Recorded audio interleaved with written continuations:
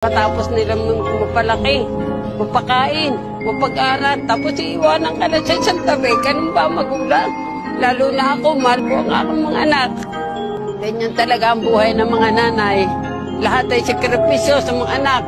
Tapos iiwanan ka bandang huli. Lahat ng ginagawa mo sa mga anak mo, baliwala sa kanila. Buti nga kung ako'y balikan pa nila, kung ako'y wala nang hininga, baka ako'y balikan pa ng aking mga anak. Kaya totoo lang, nahirap talaga ang katayuan ng isang magulang, lalo tiniiwan ang kanyang mga anak. Pagdating ng oras, kailangan ko sila, lalo na pag ako may nararamdaman, lalo na pag ikay nagkasakit, kailangan mo sila, wala kang matawagan pag ikay nag-iisa na. Kaya sa lahat na nakikinig ng mga anak, habang buhay ang magulang nyo, mahalin nyo. Wala kayong maigaganti na anumang physical na bagay sa hirap ng magulang, kasi yung magulang, yun ang kinasangkapan ng Diyos para tayo umiral sa mundo.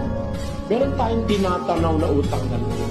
Napag-aral ka, hindi ka napag-aral, hindi mabait ang magulang mo, masama ang magulang mo para sa'yo, pero yung lumaki ka lang, marami siyang ginawa para sa'yo.